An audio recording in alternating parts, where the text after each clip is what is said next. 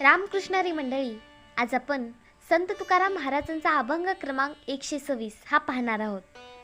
संत तुकाराम महाराजांच्या अभंगामध्ये पूर्ण शरणागती, अहंकाराचा त्याग, देवावरील अढळ विश्वास आणि निष्काम भक्ती यांचा अत्यंत सुंदर संदेश दिला आहे. मनुष्याने स्वतःच्या कर्तव्यपणाचा अभिमान सोडून संपूर्णपणे देवाच्या इच्छेवर विश्वास ठेवावा, असा उपदेश या अभंगातून केला आहे. जो भक्त मनापासून देवाच्या चरणी शरण जातो त्याचे जीवन शांत, आनंदी आणि निश्चित होते. हा अभंग आपल्याला श्रद्धा, समर्पण आणि सेवाभाव याचे महत्त्व शिकवतो. तर चला अभंग पाहूया.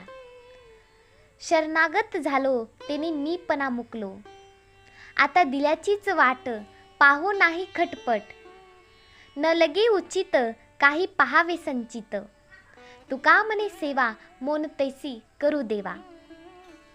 शरणागत झालो तेने मीपणा मुकलो. तुकाराम महाराज म्हणतात की मी पूर्णपणे परमेश्वराच्या चरणी शरण आलो आहे. देवाला माझे सर्वस्व अर्पण केले आहे. त्यामुळे माझ्या मनातील जे मीपणाचे ओझे आहे ते मी पूर्णपणे त्या देवाच्या चरणी नष्ट केला आहे. मीपणा म्हणजे अहंकार, स्वतःला श्रेष्ठ समजणे, प्रत्येक गोष्टीचे श्रेय स्वतःला देणे. हा अहंकारच माणसाला देवापासून दूर नेतो. पण जेव्हा मनुष्य देवाच्या शरण जातो तेव्हा त्याला समजते की सर्व काही देवाच्या इच्छेनेच घडते. आपण तर फक्त एक निमित्त आहोत. खऱ्या भक्तीची सुरुवात तेव्हाच होते जेव्हा माणूस स्वतःचा अभिमान सोडतो. शरणागती म्हणजे पराभव नव्हे, ती देवावर ठेवलेला सर्वोच्च विश्वास आहे. आता दिल्याचीच वाट पाहू नाही खटपट. तुकाराम महाराज म्हणतात की आता देव जे काही देईल त्याचीच मी शांतपणे वाट पाहतो. ते मिळवण्यासाठी मी अनावश्यक धडपड, चिंता किंवा लोभ करत नाही. देवाला आपल्या गरजा, अडचणी आणि इच्छा माहीत असतात. त्यामुळे प्रत्येक गोष्टीसाठी अस्वस्थ होण्याऐवजी देवावर विश्वास ठेवणे आवश्यक आहे.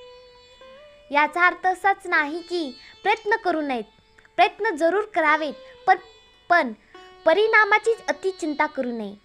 जे मिळेल ते देवाची कृपा समजून स्वीकारावे.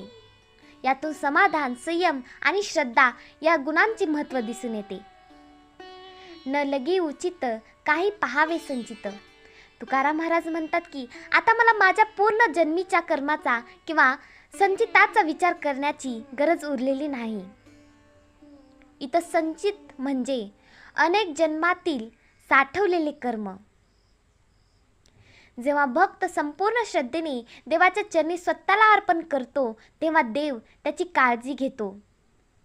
त्यामुळे आपल्या भाग्यात काय आहे, पूर्वी काय कर्म केले, भविष्यात काय होईल याची सतत चिंता करण्याची आवश्यकता राहत नाही. भक्ताचे काम म्हणजे देवावर विश्वास ठेवणे आणि सत्कर्म करत राहणे. बाकी सर्व देवाच्याच हाती सोपावे लागतात. तुका म्हणे सेवा मोन तैसे करू देवा. तुकाराम महाराज शेवटी परमेश्वराला प्रार्थना करतात की हे देवा, तुला जशी सेवा आवडेल, जशी तुझी इच्छा असेल तशी सेवा करण्याची मला शक्ती आणि संधी दे. खरा भक्त स्वतःच्या इच्छेपेक्षा देवाची इच्छा महत्त्वाची मानतो. त्याला प्रसिद्धी, मान सन्मान किंवा फळाची अपेक्षा नसते. त्याला फक्त देवाची सेवा करायची असते. सेवा ही केवळ मंदिरात पूजा करण्यापुरती मर्यादित नसून गरजूंना मदत करणे, प्रामाणिकपणे काम करणे, सत्य बोलणे, चांगले वागणे आणि सर्वांशी प्रेमाने वागणे ही सुद्धा देवाचीच सेवा आहे. या अभंगातून संत तुकाराम महाराजांनी भक्तीचा अत्यंत महत्त्वाचा मार्ग सांगितला आहे, तो म्हणजे पूर्ण शरणागती. माणूस अनेकदा स्वतःच्या बुद्धीवर, संपत्तीवर, शक्तीवर किंवा यशावर गर्व करतो. पण हे सर्व एक क्षणभंगुर आहे. कायमचा आधार फक्त परमेश्वर आहे.